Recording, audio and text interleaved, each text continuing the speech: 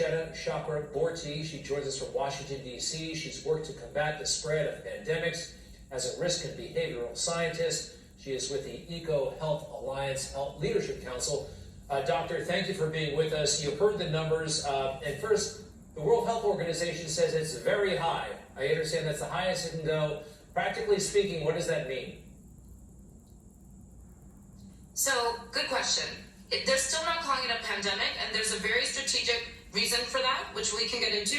But high risk means the snapshot of the current global landscape right now in terms of transmission and mortality is that they wanted to make sure that those countries that haven't yet received their first patient zero, that they are on high alert. So this is the current global landscape, and that's what they are trying to emphasize, is that those countries will inevitably receive this virus. It is going to spread through the world, and therefore they need to take the preparedness and the measures, put it into place for containment so we don't see beyond 1 or 2 patients max, which the majority of the countries right now still have only just a few cases. It's still very much in containment for the majority of the world. We are not yet at that point where we are rushing to reduce the spread of harm. When we get to that point is when you will hear the World Health Organization declare this as a pandemic. So containment, it really has been achieved. I heard the chair of the World Health Organization, to a large extent, it has been achieved. I mean, we're 2 months into this thing, and the United States of America, very few cases in a country of 300 million, 2 cases of community spread. 2 people who weren't in China have it. How concerning is that? Or how encouraging is that, 2 months in, only 2 cases of that nature? It's exactly what we would expect to see. So those virologists, those epidemiologists, scientists, subject matter experts that from the beginning have been monitoring this disease from what we believe was the initial outbreak in Wuhan, China, that might not be the case. This is a coronavirus. It's a class of viruses that have existed with us, with animal species and humans, for a very long time. So there's a chance this virus was already out there. We're now diagnosing it. And the outbreak was unique to China and was very intense in China. But this community spread that we're seeing, this phenomenon we refer to as secondary contagion, suggests that perhaps this virus has already been out there and with us. So ultimately, as much as we have contained it, and the extraordinary measures that China put in place resulted not in not spreading it. Because ultimately this virus is a microorganism. It's gonna slip through the cracks. It was already out before the measures of containment went into place, that China put into place. So this was always gonna make its way through the world. But what China's measures did was slow it down. And that's critical because it gave the rest of the world time to prepare. And what we did actually slowed it down. I think the administration was very aggressive in enacting travel restrictions from China to the United States. That helped, correct? No, it absolutely helped. The U.S., it has the world-class experts in public health.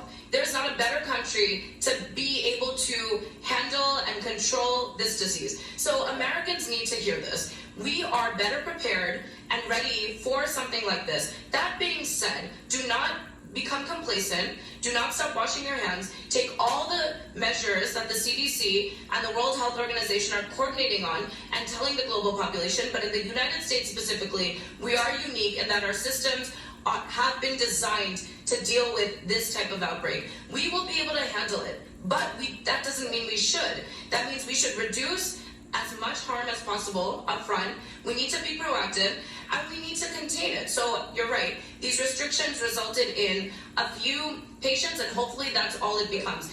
When it gets beyond that, when it gets beyond that, we will move and react. But ultimately, proactive measures are required. That's a great reminder that we have our act together in this country, despite the political arguments on both sides, that generally speaking, we're on top of this. I do want to ask you this, and I don't think it's been emphasized enough, but maybe I'm wrong. The fatalities, just about all of them I've heard, but you're the expert, nobody who gets the coronavirus who's healthy at the outset dies from the coronavirus. The fatalities, people who are already sick, even severely sick. But healthy people are not succumbing to coronavirus. Is that right? Yes, and sorry for interrupting. So, yes, but the same way the seasonal flu, well, ultimately there's a few anomalies and outliers of young people and healthy people that die from the seasonal flu, especially those that don't go and get their symptoms checked out early enough.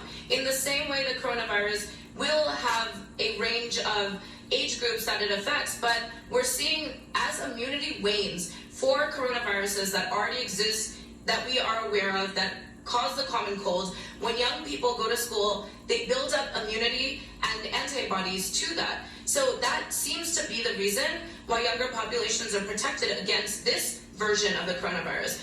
But as we get older, we develop that, we lose that immunity, which is why over 65, the same way you wouldn't bounce back from a common cold, you're also likely to suffer. And in addition, if you have underlying conditions, you're likely to have worse case outcomes. So we definitely want to emphasize that older age groups really pay attention to their symptoms and get in early to get the treatment that they require to be able to prevent that ultimate fatality. That's not what we want. We are going to be able to get over this virus, but we need to recognize if it was more lethal, do we have everything we need in place to prevent large-scale fatalities? And ultimately, we need to invest more in our public health infrastructure. Even though it's good, it can be better. And that's the takeaway. Dr.